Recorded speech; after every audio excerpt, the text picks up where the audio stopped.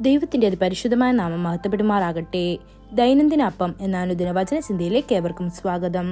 ഇന്ന് നിങ്ങൾ ഓർക്കും എന്ന വിഷയത്തെ ആസ്പദമാക്കി ചില കാര്യങ്ങളെ നമുക്ക് ചിന്തിക്കാം. അതിനാധാരമായ ഒരു വാക്യം വായിക്കാം.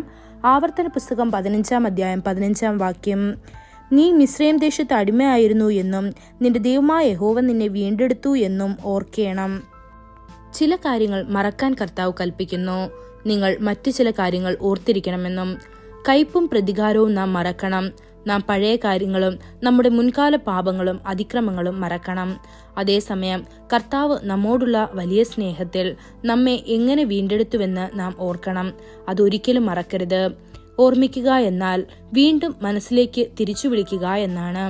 എല്ലാ വർഷവും ഞങ്ങൾ ജന്മദിനം, വാർഷികം, കുടുംബാഘോഷങ്ങൾ എന്നിവ ഓർക്കുന്നു. എല്ലാ വർഷവും നാം നമ്മുടെ കർത്താവിന്റെ പുനരുദ്ധാനത്തെ ഓർക്കുകയും ആഘോഷിക്കുകയും ചെയ്യുന്നു.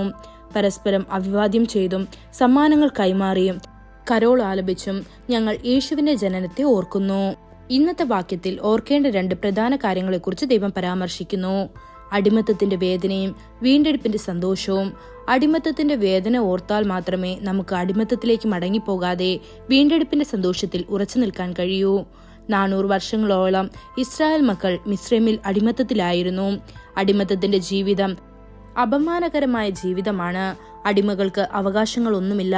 അവർക്ക് അവകാശത്തെക്കുറിച്ചോ നീതിയെക്കുറിച്ചോ സംസാരിക്കാൻ കഴിയുകയില്ല. മിസ്രൈമിന്റെ അടിമത്തം പാപത്തിന്റെ അടിമത്തത്തെ ഓർമ്മിപ്പിക്കുന്നു. പാപം ചെയ്യുന്നവൻ പാപത്തിന്റെ അടിമയാണ്. പാപകരമായ ശീലങ്ങളിൽ ഏർപ്പെടുകയും ചെയ്യുന്നു. അവൻ സാത്താന്റെ അടിമയായി മാറുന്നു. അവൻ സമാധാനം നശിപ്പിക്കുകയും അവന്റെ ജീവിതം നശിപ്പിക്കുകയും ചെയ്യുന്നു. മിസ്രൈം അടിമത്തത്തിൽ നിന്ന് അവരെ വിടുവിക്കുന്നതിനായി പെസഹ ആഘോഷിക്കാൻ കർത്താവ് ഇസ്രായേൽ മക്കളോട് കൽപ്പിച്ചു. ഓരോ ഇസ്രായേൽ മക്കളും തനിക്കായി ഊനമില്ലാത്ത ഒരു ആട്ടിൻകുട്ടിയെ തിരഞ്ഞെടുത്തു. അതിനെ കൊന്നു. അതിന്റെ രക്തം അവരുടെ വാതിൽപ്പടികളിൽ തളിച്ചു എന്ന് പുറപ്പാട് 12-ാം അധ്യായം 7 മുതൽ 14 വരെയുള്ള വാക്യങ്ങളിൽ നമുക്ക് കാണാൻ സാധിക്കും. സംഹാരദൂതൻ രക്തം തളിച്ച വീടുകളിൽ പ്രവേശിച്ചില്ല. എന്നാൽ വാതിൽപ്പടിയിൽ രക്തം തളിക്കാത്ത മിസ്രൈമ്യരുടെ വീടുകളിൽ ചെന്ന് അവരുടെ എല്ലാ കടിഞ്ഞൂലുകളെയും സംഹരിച്ചു. അതിലൂടെ കർത്താവ് ഇസ്രായേൽ മക്കളെ മിസ്രൈമ്യരുടെ അടിമത്തത്തിൽ നിന്ന് വിടുവിച്ചു. പുതിയ നിയമത്തിൽ യേശുക്രിസ്തു നമുക്ക് വേണ്ടി അറുക്കപ്പെട്ട കുഞ്ഞാടായി മാറിയിരിക്കുന്നു. അവന്റെ രക്തം എല്ലാ പാപങ്ങളിൽ നിന്നും നമ്മെ ശുദ്ധീകരിച്ചിരിക്കുന്നു. അവന്റെ രക്തം പാപകരമായ ശീലങ്ങളുടെ അടിമത്തം തകർത്തു. അവന്റെ രക്തം സാത്താന്റെ തല തകർത്തു. ശാപം തകർത്തു. ഞങ്ങൾ സ്വതന്ത്രരായിരിക്കുന്നു. ദൈവമക്കളെ, ദൈവത്തിന് നമ്മോടുള്ള മഹത്തായ സ്നേഹത്തെ ഓർത്തിരിക്കേണ്ടത് അത്യന്താപേക്ഷിതമാണ്. നമ്മുടെ രക്ഷയ്ക്ക് വേണ്ടി അവൻ നൽകിയ വലിയ വിലയും. ഈ വചനങ്ങളാൽ ദൈവം നമ്മെ ഓരോരുത്തരെയും അനുഗ്രഹിക്കുമാറാകട്ടെ. കൂടുതൽ ധ്യാനത്തിനുള്ള വാക്യം 1 കൊരിന്ത്യർ 5-ാം അധ്യായം 7-ാം വാക്യം.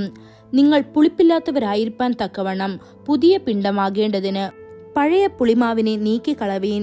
നമ്മുടെ പെസഹ കുഞ്ഞാടും അറുക്കപ്പെട്ടിരിക്കുന്നു, ക്രിസ്തു തന്നെ. ഇന്നത്തെ ബൈബിൾ വായന രാവിലെ മീഖ 4-5 അധ്യായങ്ങൾ, വൈകുന്നേരം വെളിപ്പാട് 12-ാം അധ്യായം. ആമേൻ.